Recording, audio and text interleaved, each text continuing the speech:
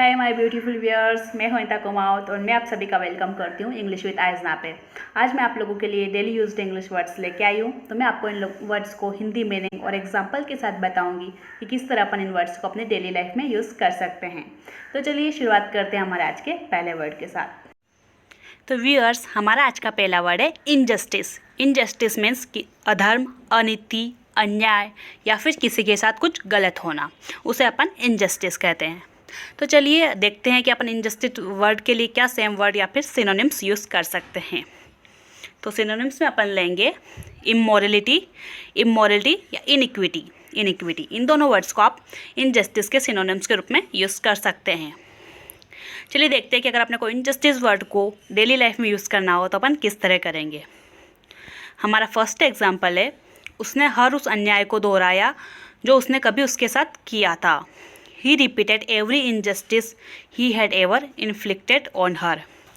He repeated every injustice he had ever inflicted on her. हमारा second example है, वे अन्याय के खिलाफ लड़ते रहेंगे। They will fight with injustice. They will fight with injustice. हमारा जो नेक्स्ट वर्ड है वो है बॉयकॉट। बॉयकॉट मीन्स किसी का बहिष्कार करना, बहिष्कार करना। जैसे कि आजकल चाइनीज़ चीज़ों को बॉयकॉट किया जाता है, तो ये वही वर्ड है, बहिष्कार करना। इसके लिए जो अपन सिनोनिम्स यूज़ कर सकते हैं वो है डिसमेंबरमेंट या रिलेगेशन। डिसमेंबरमेंट या फिर रिलेगेशन। चलिए देखते हैं इसके कुछ एग्जाम्पल्स।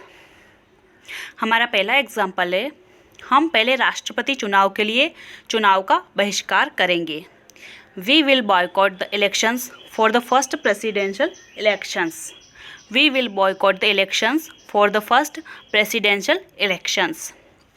हमारा सेकंड एग्जाम्पल है, हम जानवरों पर परीक्षण किए गए सभी उत्पादों का बहिष्कार करते हैं।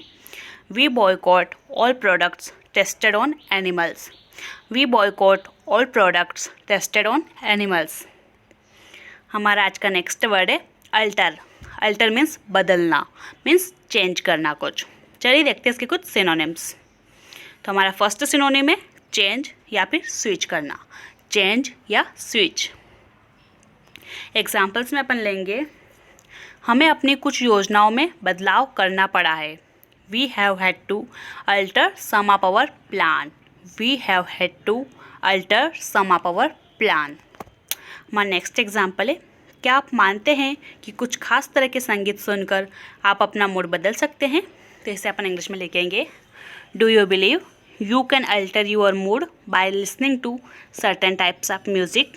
Do you believe you can alter your mood by listening to certain types of music?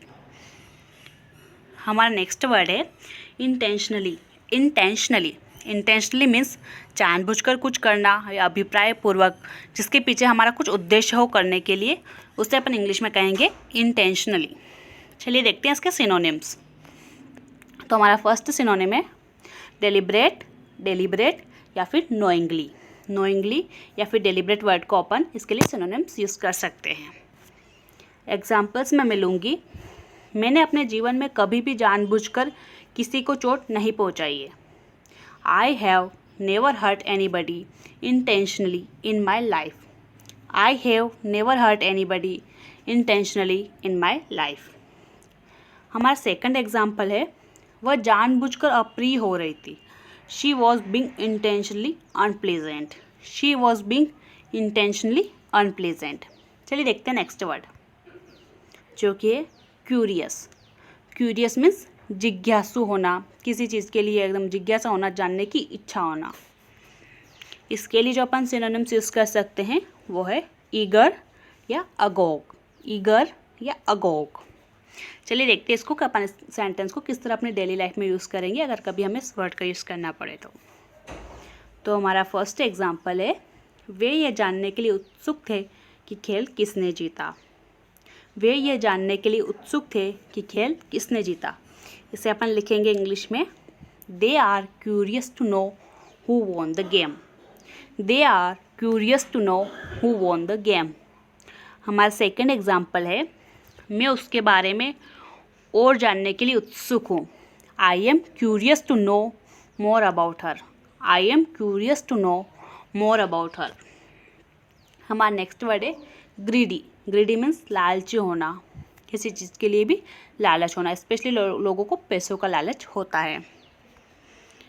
और इसके लिए जो अपन सिनोनिम्स यूज़ कर सकते हैं वो है इंसेटिएबल या एवेरिशियस। इंसेटिएबल या एवेरिशियस, ऐसा पर्सन जैसे बिल्कुल भी सेटिस्फेक्शन नहीं मिलता हो उसे अपन कहेंगे इंसेटिएबल। उसे हमेशा और लालसा लगी ही रहती है किसी चीज़ को पाने की। ऐसे इंसान को अपन इंग्लिश में ग्रीडी कहते हैं। चलिए देखते हैं इसके एग्जाम्पल्स। बूढ़ा लालची नहीं है, इसे अपन इंग्लिश में कहेंगे the old man is not greedy. The old man is not greedy. हमारा सेकंड एग्जाम्पल है मुझे वो बिल्कुल पसंद नहीं है, वो बहुत लालची है। I don't like him, he is so greedy. I don't like him, he is so greedy. हमारा आज का नेक्स्ट वर्ड है बर्डन। बर्डन मीन्स बोझ, या फिर अपन इसे भार भी कह सकते हैं। सिनोनिम्स में अपन यूज़ करेंगे लोड या प्लमेट। लोड या प्लमेट। चलिए इसके देखते हैं कुछ एग्जाम्पल्स। उसके पिता ने जिम्मेदारी का भारी बोझ ढोया, इसे अपन इंग्लिश में कहेंगे her father carried A heavy burden of responsibility. Her father carried A heavy burden of responsibility. हमारा नेक्स्ट एग्जाम्पल है कोई भी हाथ बोझ को हल्का कर देता है, तो इसे अपन इंग्लिश में लिखेंगे any hands make a burden lighter. Any hands make a burden lighter.